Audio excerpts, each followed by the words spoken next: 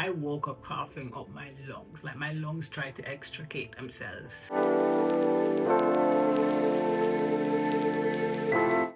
It is surgery day. I'm not supposed to drink water, and that's hard to do because the first thing I would normally do is finish the water that I have on my nightstand.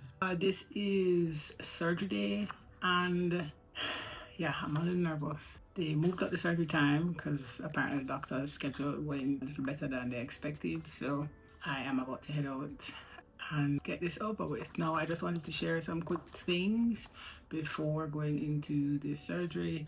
Prior to the surgery, they will give you a little, pamphlet, brochure, or folder with some things to remember: diet instructions, privacy notice, patient responsibility, also a little bit about the surgery, and maybe the location and where to park and those types of things. It's important to read those instructions because they give you instructions on things you need to stop prior to the surgery, like what medications you need to finish, how much food or water that you should not be drinking, or when you should cut those things off. So it's important to read that.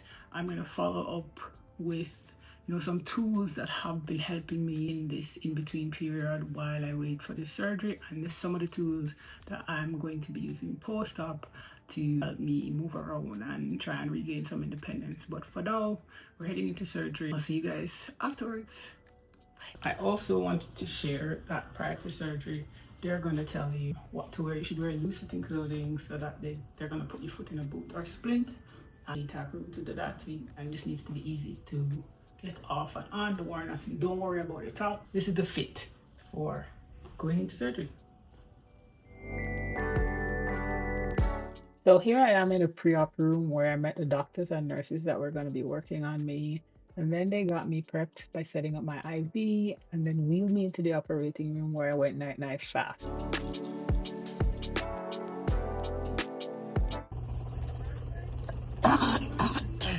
I woke up coughing up my lungs, like my lungs tried to extricate themselves.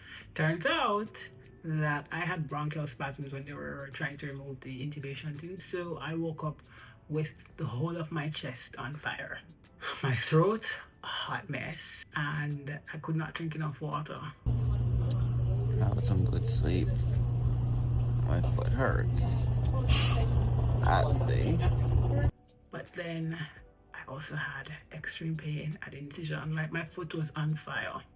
And then the shivering, ooh. Post-op is not fun.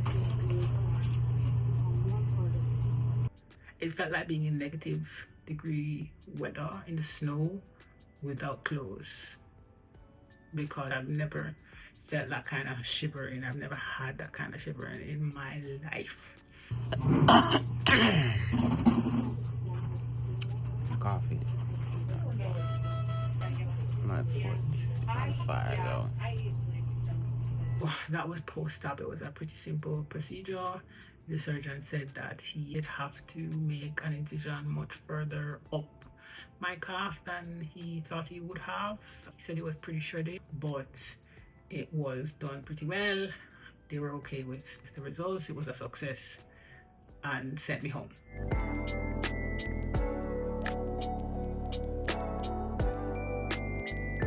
Immediately coming home, thankfully I have my husband. He took great care of me. I spent the first week, 5 days more or less, in this bed. I didn't go anywhere outside of going to the bathroom. I honestly couldn't do anything more than that for 2 reasons. One, of course, just coming out of surgery, you need to rest.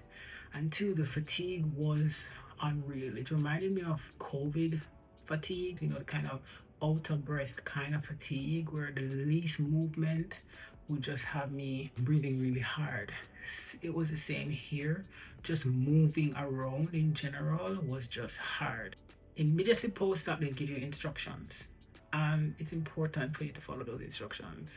And one of the instructions is do not remove the bandage. So I was put back into the boot, but the heel lift was a lot more. The idea again was to keep my foot in this toe pointed position just to give the tendon time to heal, and it's been in that since surgery. Icing was one of the things I did for a couple of days post-op The instructions I was given to ice under the knee above the incision, and it would help with circulation and post-op swelling. The pain also was next level. Once that numbing agent started to wear off and the pain started to pop up, yeah.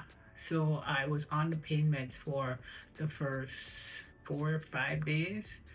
After 5 days, I didn't need more than Tylenol simply because it was manageable, one, and two, my foot was immobilized, elevated for most of the time, and me not really moving. I didn't have experience a lot of pain. I will say though that the pain meds constipate you.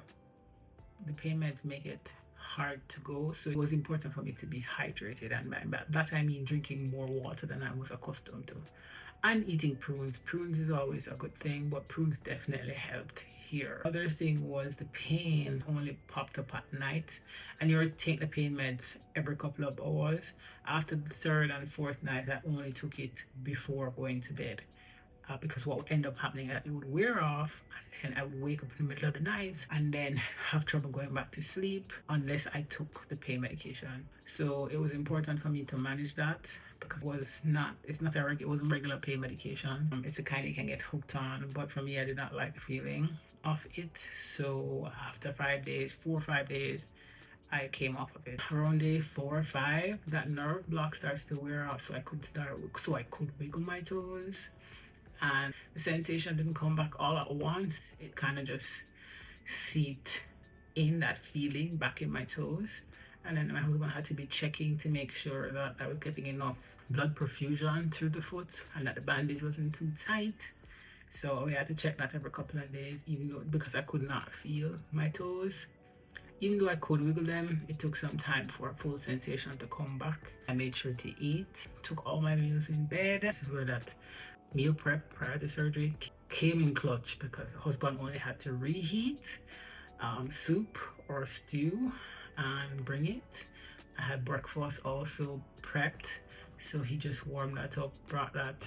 I made sure I ate enough food, because post-op nutrition is important, and I will share some tips later on specifically around it. I try to move around after eating though. I was trying for my post-meal, what I call a fart walk. At least that's the current trend now, they call it a fart walk. And for me, it was just moving up and down, because I spent most of my day in bed. In terms of bathing, taking a shower, one of the instructions they give you post-op is do not get the bandage wet. I did get one of those cast covers, but it was also the wrong kind, so I ended up not using it. I opted not to do the showering. I basically just did a sponge bath for the first 5 to 7 days. After that, I did try to get more of a shower, just making sure to keep my foot out of the water. So that is week 1.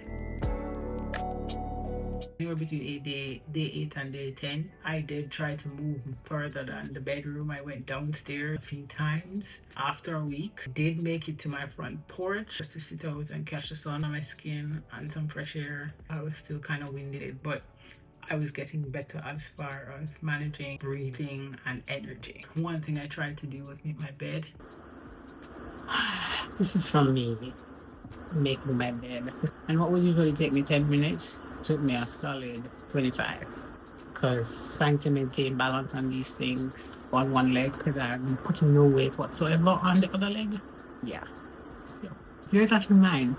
Get help if you're not up to doing these things.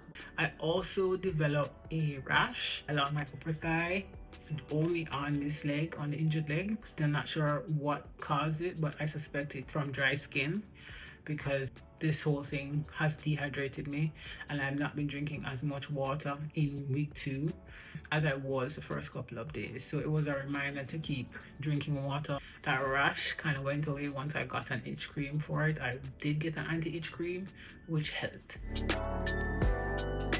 I did do my 2-week follow-up where he removed the bandage and gave me instructions on next steps, and the idea is to move in 2-week increments, in which case I will remove these stitches that can be removed. The rest are dissolvable. From there, the heel lift gets decreased and I start bearing weight. PT doesn't come until after that. So we're looking at rehab basically starting in the new year for me.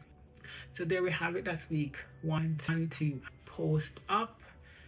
It's slow, but it's going.